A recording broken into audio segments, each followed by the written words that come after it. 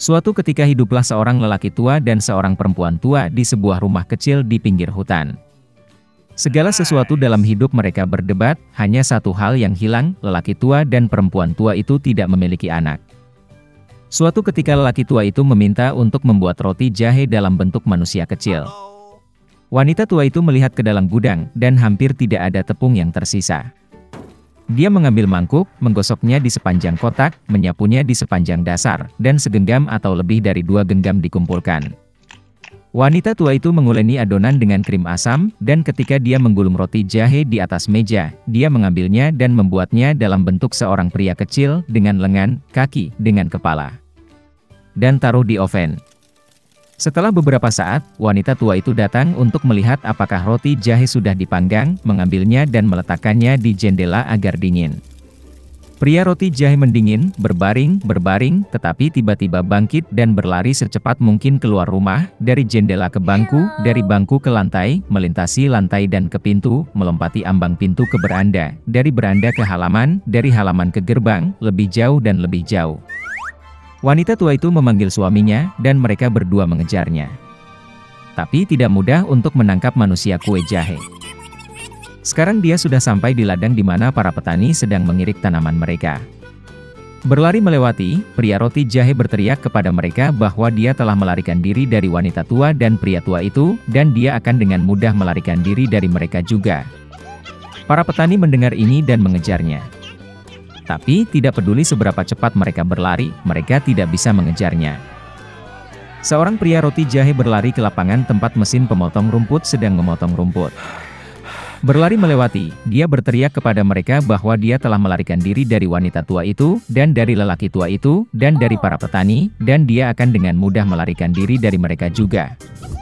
Para pemotong rumput tidak tahan dengan ejekan seperti itu, semua orang bergegas mengejar si pembuat roti jahe. Mereka berlari secepat yang mereka bisa, tetapi mereka tidak bisa mengejar. Dan ke arah lelaki kecil, sapi itu sedang berjalan, dia berteriak kepadanya bahwa dia telah melarikan diri dari wanita tua itu, dan dari lelaki tua itu, dan dari para petani, dan dari mesin pemotong rumput, dan dia akan dengan mudah melarikan diri darinya juga. Sapi itu marah, dan juga mengejar manusia kue jahe itu. Hanya dia yang tidak bisa mengejar. Dan seekor babi bertemu dengannya. Pria kecil itu berteriak bahwa dia telah melarikan diri dari wanita tua itu, dan dari pria tua itu, dan dari para petani, dan dari mesin pemotong rumput, dan dari sapi, dan dia akan dengan mudah melarikan diri darinya juga. Seekor babi memekik dan berlari mengejar. Hanya saja dia tidak bisa mengejar, dia terlalu gemuk. Seorang pria roti jahe berlari di sepanjang jalan, dan seekor kelinci bertemu dengannya. Pria kecil itu berkata bahwa dia telah melarikan diri dari wanita tua itu, dan dari lelaki tua itu, dan dari para petani, dan dari pemotong rumput, dan dari sapi, dan dari babi, dan dia dengan mudah akan melarikan diri darinya juga.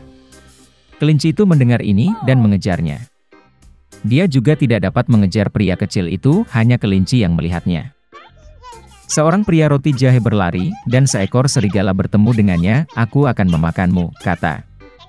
Dan lelaki kecil itu menjawab bahwa dia telah melarikan diri dari perempuan tua, dan dari lelaki tua, dan dari para petani, dan dari pemotong rumput, dan dari sapi, dan dari babi, dan dari kelinci, dan dia akan dengan mudah melarikan diri darinya juga.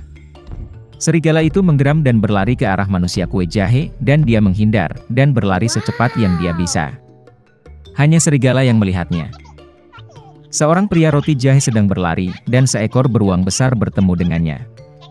Pria kecilnya tidak takut, tetapi berteriak bahwa dia telah melarikan diri dari wanita tua itu, dan dari lelaki tua itu, dan dari para petani, dan dari mesin pemotong rumput, dan dari sapi, dan dari babi, dan dari kelinci, dan dari serigala, dan dia akan dengan mudah melarikan diri darinya juga. Seekor beruang ganas menghentakkan kakinya, dan mengejarnya. Tapi beruang itu terlalu lambat untuk mengejar si pembuat roti jahe yang cepat. Seorang pria roti jahe berlari, dan seekor rubah bertemu dengannya. Rubah itu sangat licik, tetapi lelaki kecil itu tidak mengetahui hal ini. Oleh karena itu, karena kebiasaan, dia mulai berteriak bahwa dia telah melarikan diri dari wanita tua, dan dari lelaki tua, dan dari para petani, dan dari pemotong rumput, dan dari sapi, dan dari babi, dan dari kelinci, dan dari serigala, dan dari beruang, yang artinya dia akan dengan mudah lari darinya juga. Rubah mendengarkan sampai akhir, dan berkata bahwa dia sangat tua, tidak mendengar apapun. Dia mendekati pria kecil itu dan memintanya untuk mengulanginya. Mematuhi roti jahe konyolnya, dan mulai membual lagi. Rubah mendengarkan sampai akhir, dan berkata bahwa dia masih tidak mendengar apapun. Dia semakin mendekati pria kecil itu dan memintanya untuk mengulanginya lagi. Pria roti jahe setuju, dan kemudian saja dia memulai lagi, saat Rubah menerkamnya dan makan. Dan pria kue jahe tidak lagi membual tentang. Di luar turun salju, semakin gelap dan semakin gelap. Itu tepat sebelum Natal. Di musim dingin ini seorang gadis pengemis kecil dengan kepala telanjang dan kaki telanjang berkeliaran di jalanan.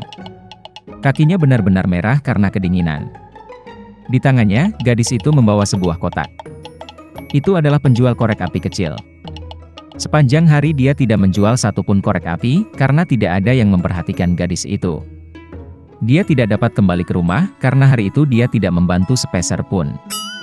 Gadis itu tidak punya pilihan selain berkeliaran di jalanan lebih jauh. Akhirnya gadis itu menemukan tempat yang nyaman di sekitar sudut rumah. Dia duduk di tanah yang membeku. Gadis itu merasa lebih dingin. Tangannya benar-benar membeku, dan jari-jarinya sakit karena kedinginan. Dia tidak bisa menahan rasa sakit ini lagi. Gadis itu dengan takut-takut mengambil satu korek api. Dengan tangan gemetar, dia memukul korek api ke dinding. Korek api itu menyala terang dan mulai menyala dengan nyala api yang merata, seperti lilin kecil. Gadis malang itu menggesernya dari tangan ke tangan untuk menghangatkan jari-jarinya. Dia membayangkan dirinya duduk di dekat perapian besar di ruangan yang indah. Ini membuat gadis itu semakin hangat. Tapi tiba-tiba, apinya padam. Perapian menghilang, dan hanya korek api yang tersisa di tangannya. Gadis itu menyalakan korek api lagi. Untuk mencegah angin bertiup, benda malang itu berbalik menghadap tembok. Gadis itu melihat ke arah korek api, dan dinding itu tiba-tiba menghilang. Sebuah ruangan besar dan elegan muncul di depan matanya. Ada banyak makanan berbeda di atas meja set dengan taplak meja putih salju. Gadis itu ingin mengambil sepotong daging, tapi korek apinya padam, dan dinding yang dingin dan lembab berdiri di depan benda malang itu lagi. Gadis itu menyalakan korek api lagi. Sekarang dia sedang duduk di depan pohon Natal yang mewah. Pohon ini jauh lebih tinggi dan lebih anggun dari yang pernah dilihat gadis itu.